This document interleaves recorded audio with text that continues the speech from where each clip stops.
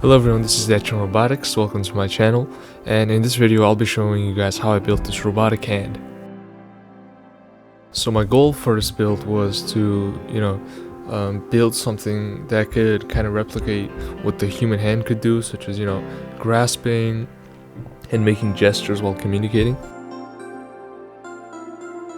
So at first I started with just popsicle sticks and hot glue, which I put together onto kind of a base, and I made like a prototype finger, which I used toothpicks as the joints.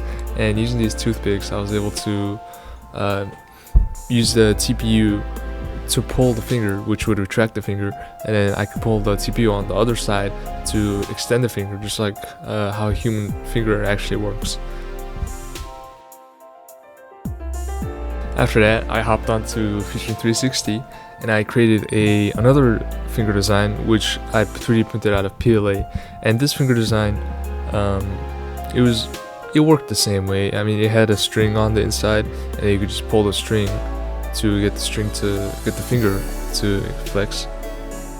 And after creating that finger, I copied it 4 times. I made the lengths different, and then I printed that out into what I like to call the V2 Robotic Hand.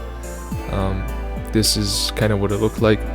This is the 4 fingers. I never really finished the thumb for this because halfway along building I realized that the design didn't work.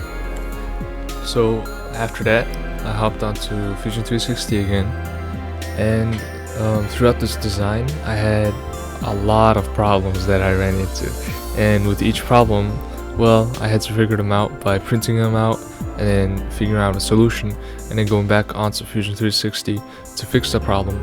And this went on for a while until I had a pretty good design, and then I was able to print out the design, and I was able to finally get the fully functioning finger or hand.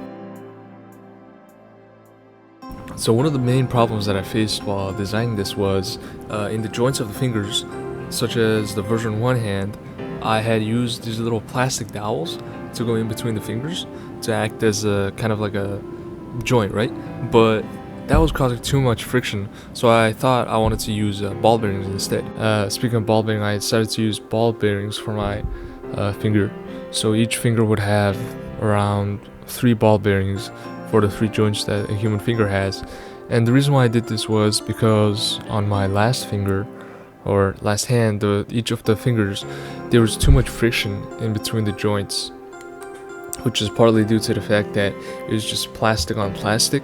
So I decided to use a ball bearing in order to make it easier for the servos to actuate the finger, as well as easier to for the rubber band to pull the finger back into position. So as you can see here, I was able to hook up the motors onto the servos onto the finger, which was able to actuate the finger. Now, another one of the problems that I faced was the thumb of the robotic hand. And the reason why the thumb was such a problem was there was basically no space to put the thumb, because I had put the 4 fingers in a way that it took up the entire palm. There was no other way to make the thumb wider without having it there's no other way to put the thumb without having the whole hand be wider. So I decided to look up some thumb designs, right? And one of the designs that I really liked was the Unitree Dex 5 hands. The thumb, I really liked how the thumb was fully functional, and it could move in different ways that a human thumb could also do, right? So like one of the most popular hands is the in-move hand. But the thing with the in-move hand is the thumb's kind of in a fixed position, and it can only do kind of a single type of grasping. So I decided I wanted the thumb to be able to rotate and be able to touch the tip of each finger. So for the overall breakdown of the hand is made of around 200 parts. It contains 12 servos as well as 14 5x16 by 5mm ball bearings. And each segment of the fingers are made up of 2 main parts, as well as a passageway for the 10-pound nylon wire to go through. And on the proximal phalange, the wire goes through a Teflon tube and comes out the backside, where it connects to a 360-degree servo, and on the bottom of the proximal phalange, as well as the top bottom kind of part, there is another wire which goes through the palm and it connects into another servo which has a pulley on it. So the retraction mechanism of the hand works with rubber bands, and the nylon for the thumb passes through an extension spring on the that comes out the thumb, and it goes into the palm, where it connects to a 7-kilogram servo. So here's a demonstration of the joint between the metacarpals and the proximal phalanges.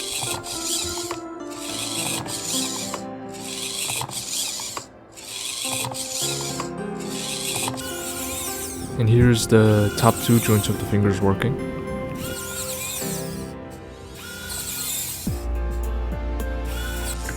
And here's the thumb flexor working. This here's the thumb rotation joint.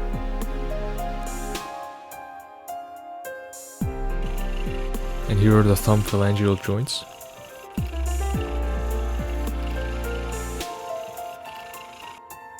And here's the whole hand working.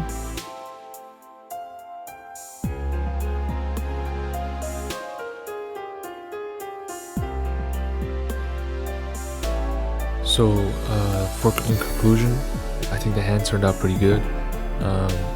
It was quite a challenge making it, but you know, it was good. And you know, I'll be putting up all the files and stuff on Thingiverse, so you guys can, you know, have fun with it, code out some new stuff, make it do a lot of new gestures, because I'm not exactly god at coding, so I wasn't really able to do a lot of that stuff. I mean, I can make it like move and stuff, but as you can see in the video, it looked pretty fucked up.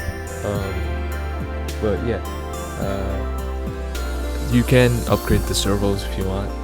They will fit. Like, I use a lot of those like SG90 servos. You can get them off of like Amazon, Alibaba. But yeah, you can upgrade it to like the metal ones that can pull like 7 kilograms and stuff. You can get those. And in conclusion, check out my Thingiverse. That's where I'll have the thing posted. And yeah, thank you for watching my video.